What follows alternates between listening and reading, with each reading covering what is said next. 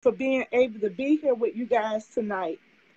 Um, I'm going to give it to you straight, raw, and uncut. And I really hope this bless somebody that's out there. My journey started when I was yet in my mother's womb. And during that time, it was back in the 70s. And, well, my mom, she already had one child. And she was pregnant with me. And she had to seek an opportunity to leave the state because she had gotten into some legal trouble. And her first thought was to, sell me for $500 to whomever she could, whoever would have given her $500.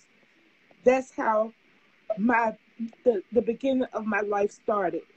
With the man that she was married to, his family gave her the $500, and I ended up being in the care of that family. Not knowing my mom, I was only 3 days old when I was sold, and I know it sounds bad. That's the only way that I can put it. I was sold, and my grandparents did the best with me they could.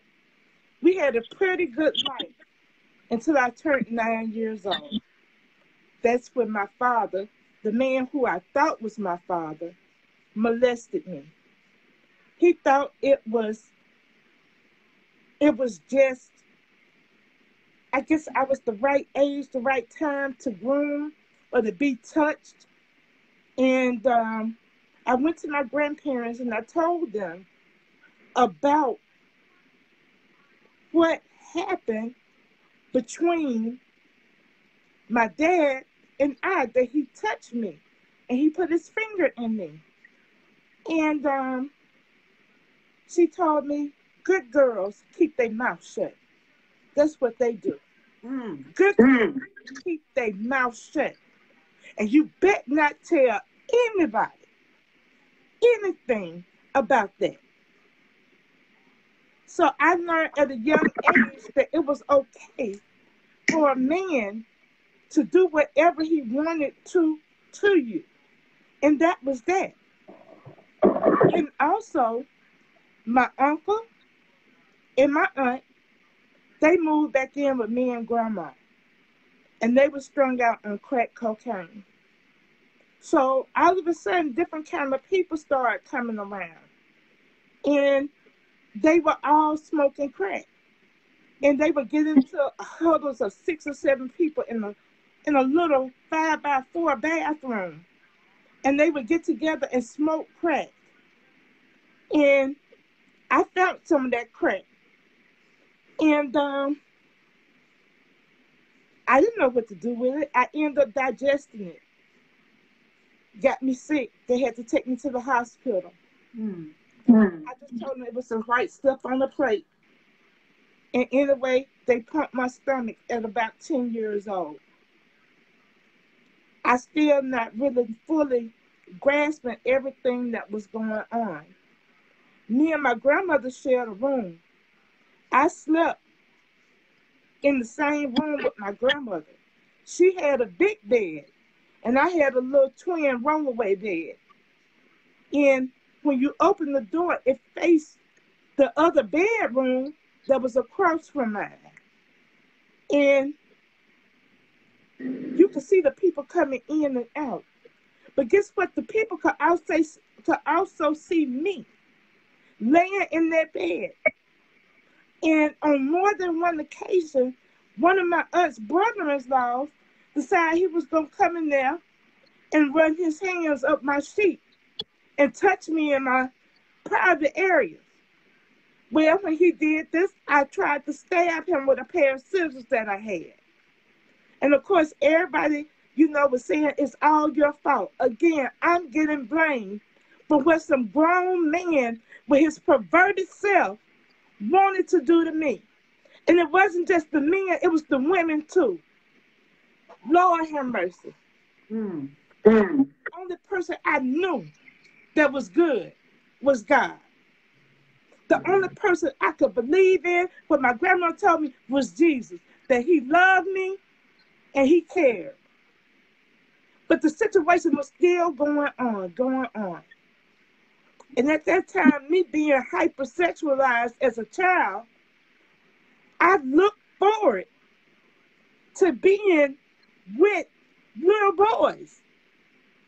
Because this is the only way I could equate what love was to be with little boys and kiss them and let them touch me. Well, that tells you where I'm at. And then when we go to the age of 11, that's when I ran away from home. I was tired. My daddy didn't want me. He even said it out of his mouth, he don't want me. After he took my innocence, he didn't want me anymore. And me and him had gotten into a big physical altercation back at the house. And he ended up beating me up pretty good. And that's when I said enough is enough. And I took off walking. And I walked. I kept walking till I couldn't walk no more. I didn't have no clothes. I didn't have no money. I didn't have anything. And I lived on the street. I slept on park benches.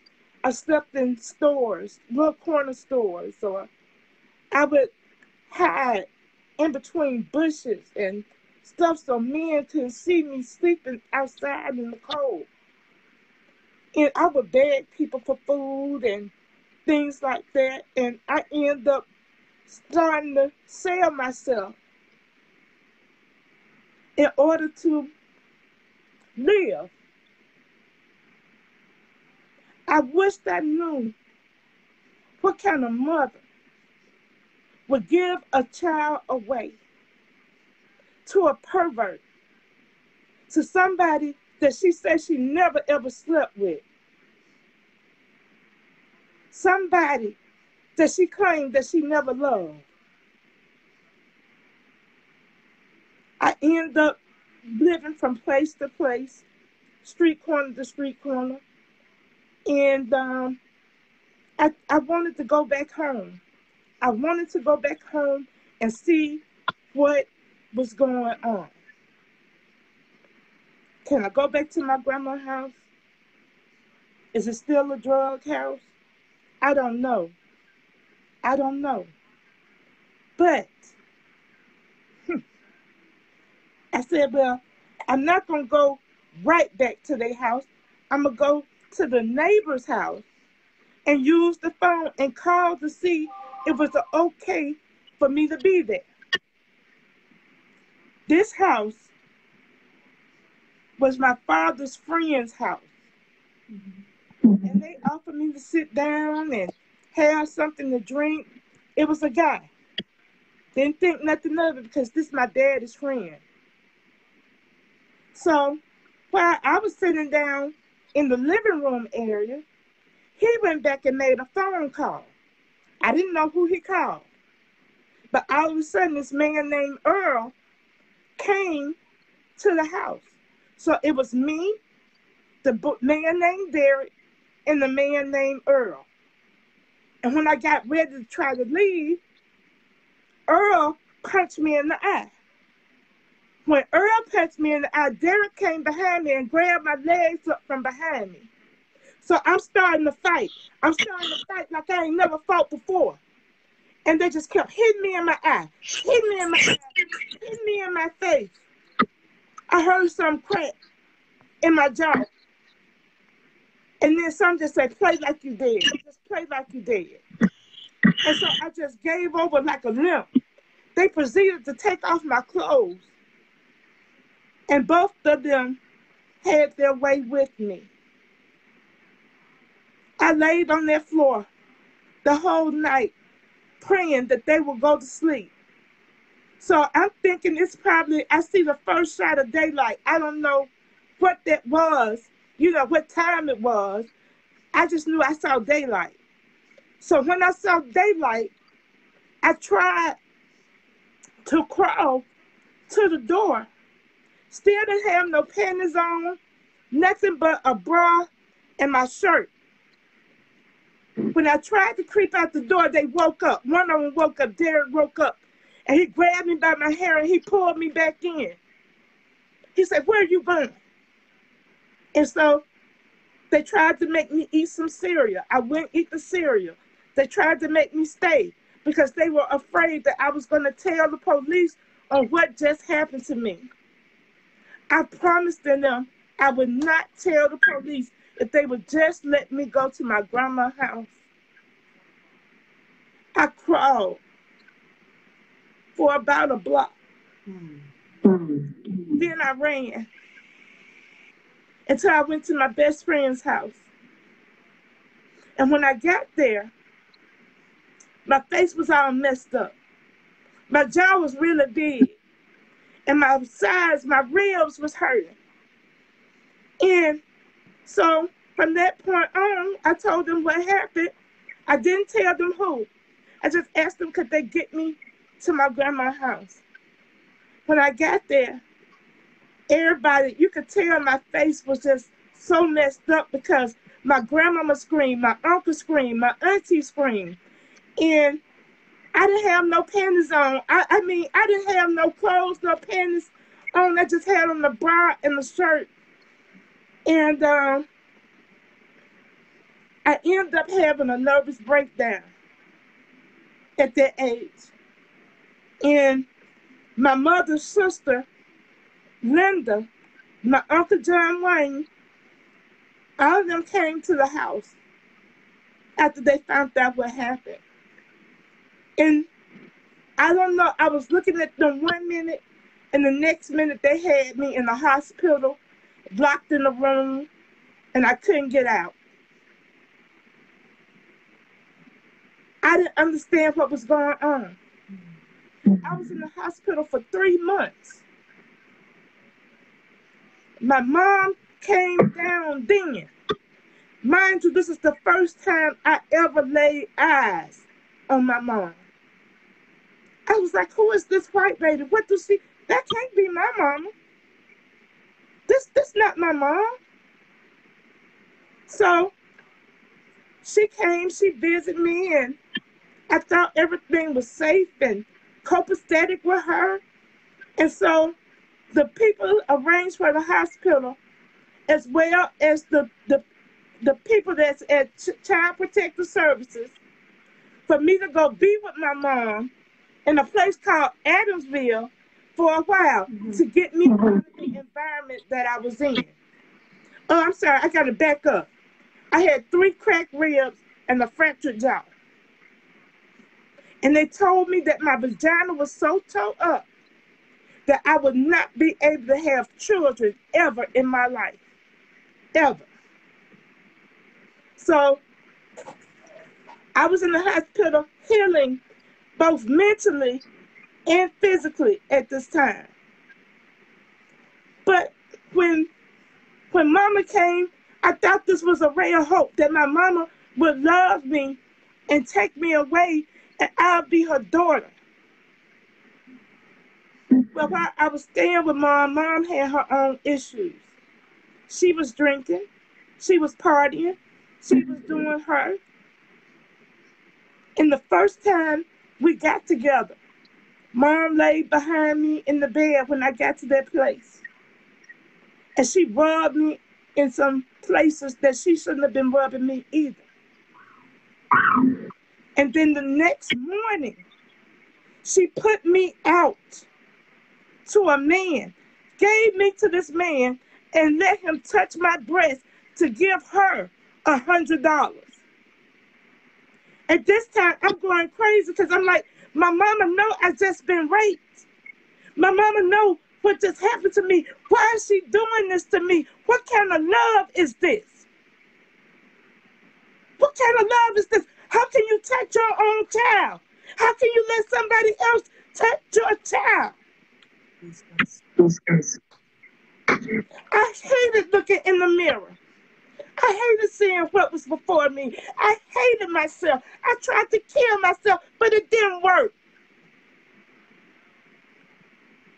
So when she left me, before she did, she told the people that raped me if they were to buy her 2 cars, that she would drop all the charges.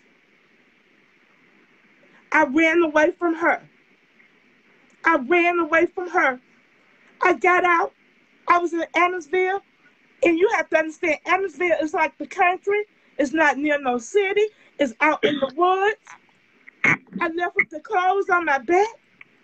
I got into a car. I flagged the car down. I told them, just keep going. If you're going towards Birmingham, drop me somewhere in Birmingham.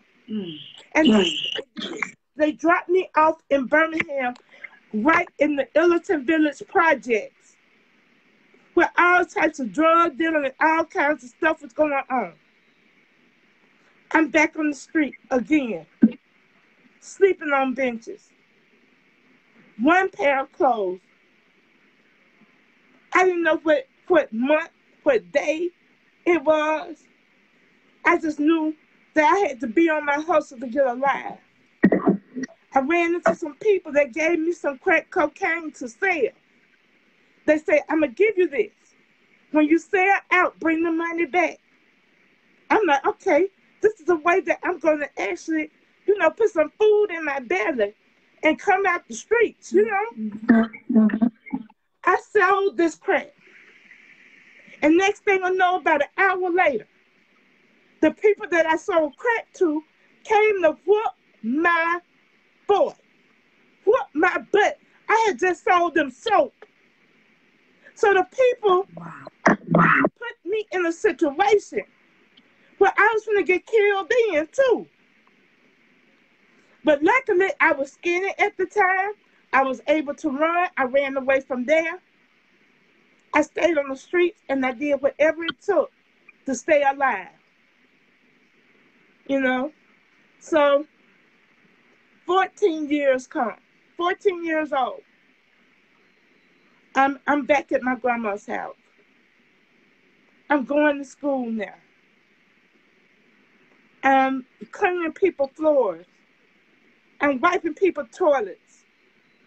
I'm doing everything I can to bring money and put in my grandmama's house, because it was just me and her there now. And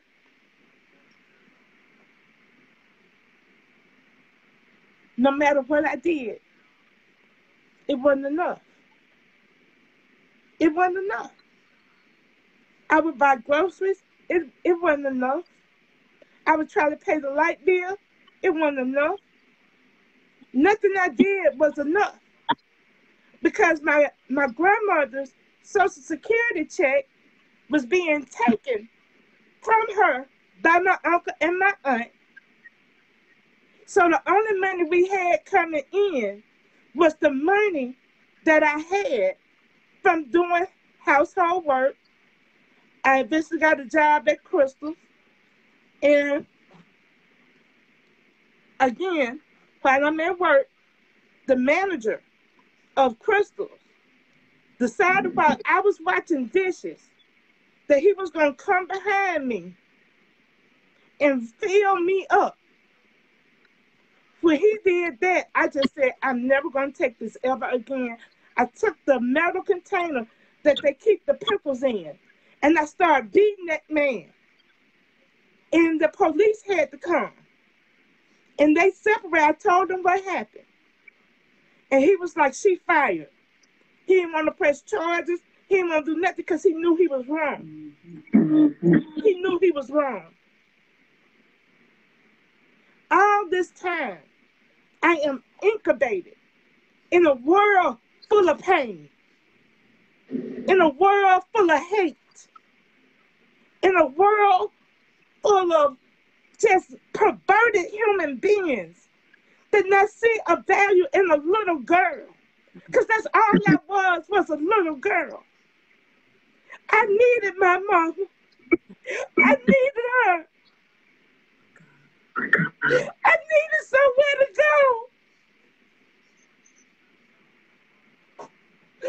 Oh, my Lord. thank God.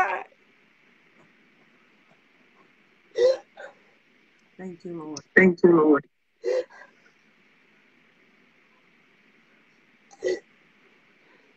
Have your way. Have your way. It just happened to me. There was other girls that the same thing happened to. Mm-hmm.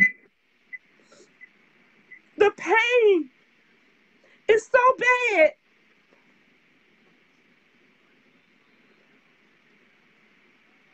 Whew. I'm sorry. No, take your time. No, take your time. Take your time. Take your time. Take your time. Take your time. This your Ronda. This your time. Thank you. Thank you. When I was 15, I met Mike. Mike was a guy that came through the drive-through where I worked.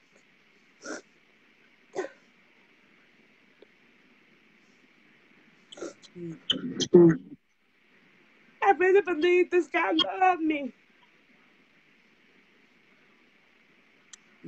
I really thought that I had found a love. Somebody who accepted me for who I was. Mm-hmm.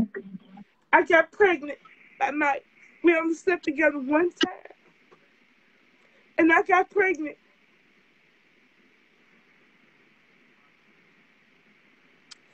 And so my auntie and them moved back into the house. And they were smoking drugs really, really bad. And it was worse than what it was before. Yeah. We didn't have no food to eat.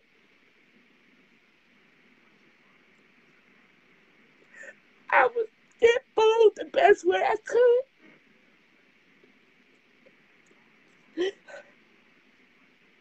It ain't nothing like being hungry and you don't even have water to drink to make your stomach feel full.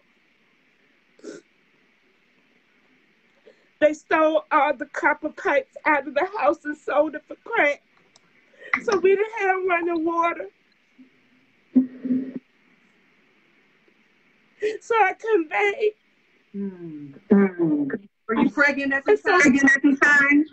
Huh? Were you pregnant at Were this you time? pregnant at this time too? Jesus. Jesus. So I started staying with Mike. Mike started hiding me in his apartment where him and his mom and his brother stayed. Mm-hmm. And finally we told her that we was pregnant. And so the mama left the apartment to me, Mike, and his brother.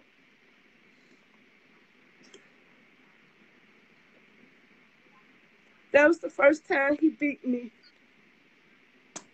So I was pregnant with his son.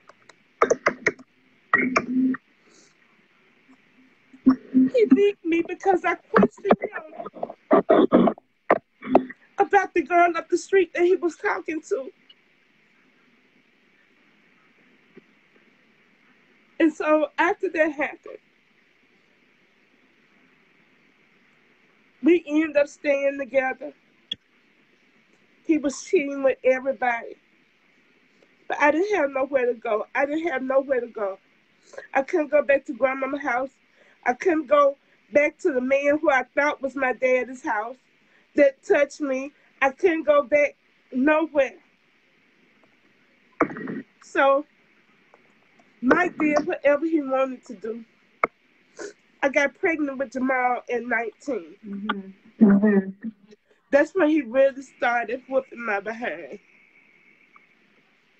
And I was stuck. I didn't have no way out. I had applied for a project. And when I applied for this project, Mike's mom was getting the mail. I had an apartment to come available, but they kept it from me. They did not let me know what was going on. So it just so happened that I put in another application, but this time I made sure it came to my neighbor's address. And she got the letter telling me that I had got approved for a 2-bedroom apartment.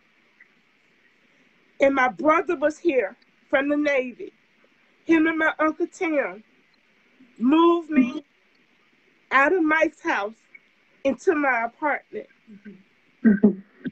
So pretty soon, Mike found out where I was at because the neighbor told him. And he wanted to stay with me too. Oh, he loved me. He'll never hit me again. He'll never cheat on me again. He'll never lie to me again. Lies. Lies. Lies. When I finally put Micah out was after my sister Valerie. She's on this live too. After I went to Michigan with her to spend time up there for a week. And when we came back, I had the strength enough to put him out for good.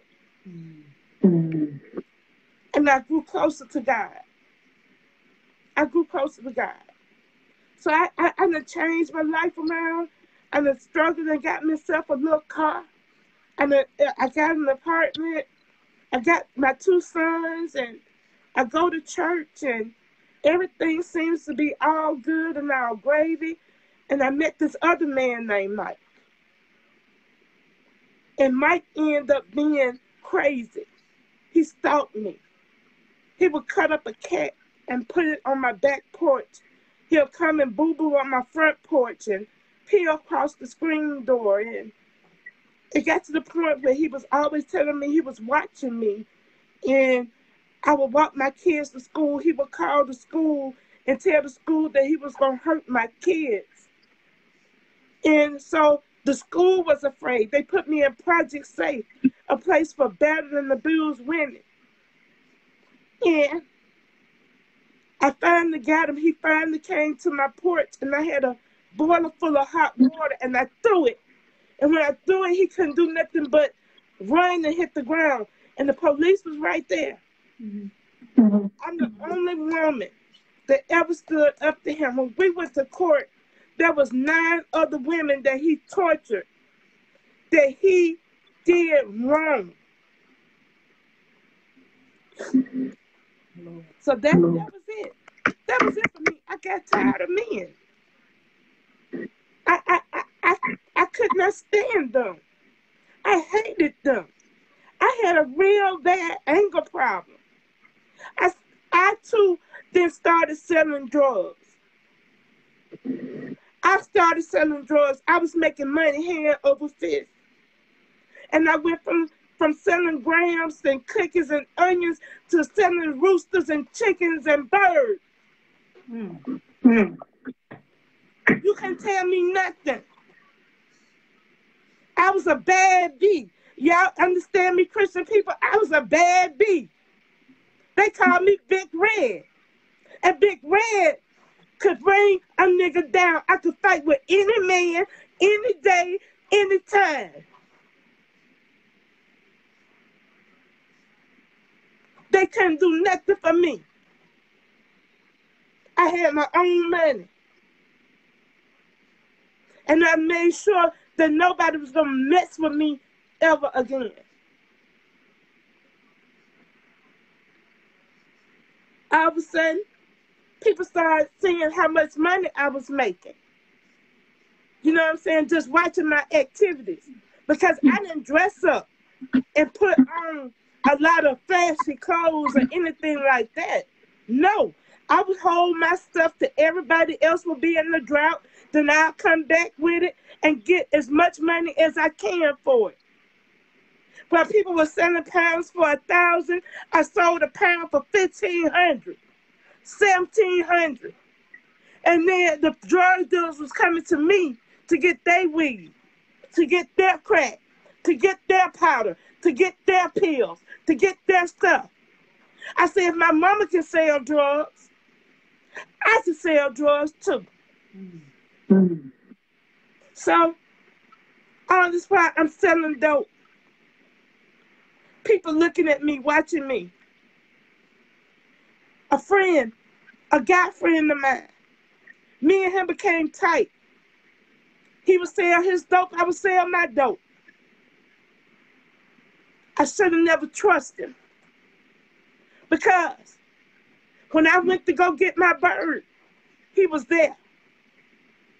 I had my money strapped around my panties like it was a period garment. If those of y'all know what that is, when you have the maxi pads that came with a belt and you would hold them together. I had my money around like that. And next thing I know, while we was on the way down to Loveland, Alabama, they pulled a gun to the back of my head. Red, we love you. We love your little boys, but you're going to have to get up off of what you sitting on.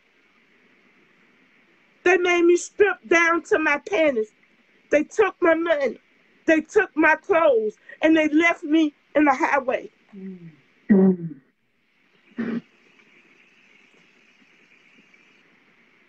Hatred.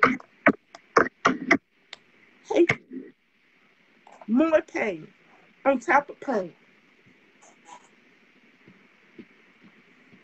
Y'all, my mom is sick. She's sick. She can't help what she do. I learned that. But I can't allow her in my life right now. I can't. I can't. And I've been through too much. One thing that God showed me out of all these years of pain coming into praise is that the best thing you can do is live well. In the presence of your enemies, live well. Trust God and live well. People can talk about you up and down all day long. They don't know your story. They don't know what you done been through. They don't know why you praise God this hard. You got a testimony. You done been beat all your life. You done been raped. You done been treated as a slut. You done been made next to nothing. But God, I'm here to tell you that God blessed me with a husband that loves and respects me. I love and respect him. We got a home. It may not be the biggest home or the fanciest home on the street, but it's our home and we keep it clean. I got a car. I have a daughter now. I have a lot of reasons to give God thanks. And when I first met Pastor Taylor, she would tell you how bad sick I was. I thought I was going to die. I'm still not 100%, but I sure ain't where I used to be. And I thank God for my 75%. I thank God for everything that he's done for me, from sparing my life to making me whole. Can't nobody take that away from me. And my thing is, if you're listening tonight, I want you to know that God can and will show up in your life. All you have to do is be open for it. Lean not to your own understanding.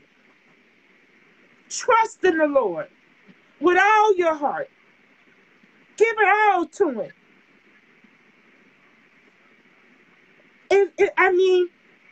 I can say I done went from pain to praise. Now, it's a whole bunch of more stuff I could tell y'all about. But God told me this was enough for you guys.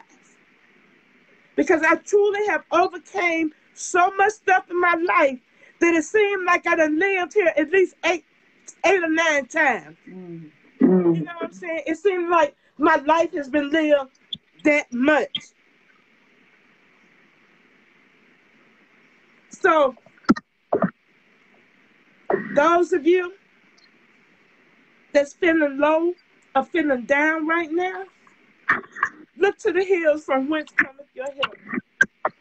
That's where your help comes from. That's where it came from for me. Pastor Taylor, I give it back to you. While you're looking for it, I'm going to just tell the people of God that that ministry helped me break so many ties that I had. I mean, I was miserable. My mind went right. I was a mess. I was a whole mess when I got to that line. And a whole lot of breakthrough happened. A whole lot of stuff that I was ashamed about, I was able to come clean with. I was able to truly ask God for forgiveness. And then it also helped me to become a better woman. A better woman. Truly. Because we was on that line, we would cry, we would pray, we would go straight to heaven, we would bombard heaven with prayers. There was all kinds of deliverance happening. And then even to the point when we went to the lake and to get baptized, and how God showed up on, I'm sorry, Pastor, I have to tell No, it. that's what I wanted. No, that's what I wanted you to do. That's what I wanted. When, That's what I wanted you to do. when God showed up on that lake, and his grace and mercy actually came down. And I hate to sound selfish, because I feel like it was just for me. I know it was for Janice, I know it was for Lena, I know it's for everybody. But that point, that one-on-one connection that I had with God that day, that pastor sister in Michigan drawed a picture of me being pulled up out the water. I was the only person to have a gown. God was working backwards and forwards in that. And when I got ready to come out the water, I felt the water pull me back, and then something broke. And all of a sudden, I felt light as a feather. The stars just bouncing off of the water. And Pastor Taylor caught it in her phone. And then every time we moved, and Pastor Taylor went, so did the stars go. And then and then while everything was going on, it's like the water just got peaceful. Jesus. And everybody that was there, even a girl that didn't want to be delivered, she ended up asking to be baptized too. And the Holy Spirit moved on that too. Everything that happened that day, our ministries was that much more stronger. Our walk was that much more stronger. We had such a divine revelation from God. That's what it was. He was in there. And once you be a part of something that good, it's just like here is a pinch, a tiny, tiny pinch of what heaven was like. Just a tiny pinch.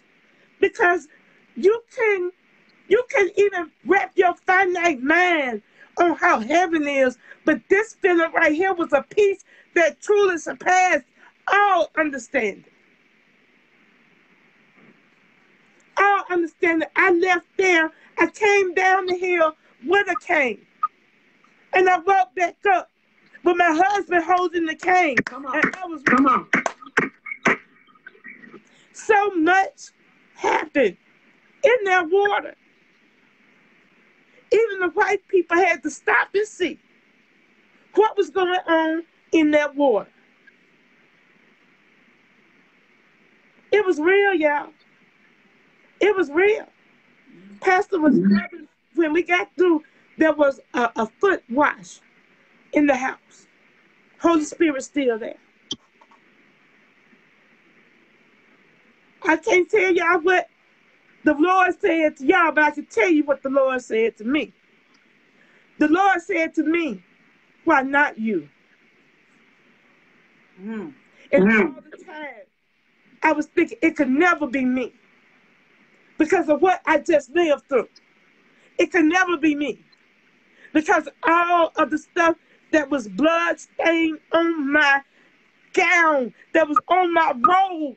My robe was so dirty and filthy and nasty. And here the woman of God telling me, God saying, why not you?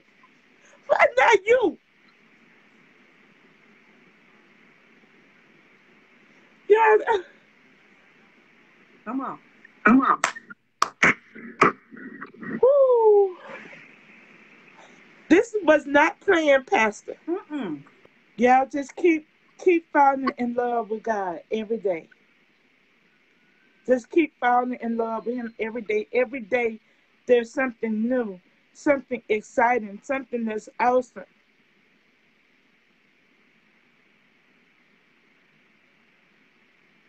And love yourself. Hmm. Mm.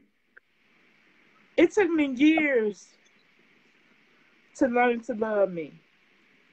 Love yourself. You can't love nobody else if you don't love yourself.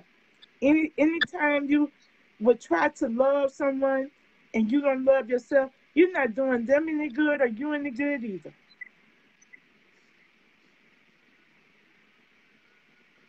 I love you guys and thank y'all for being patient and listening to my story. I hope somebody can get some joy out of this to let you know that there's nothing too hard for God. And He will forgive you. He will save you. Even though the stuff that happened to me was by the hands of men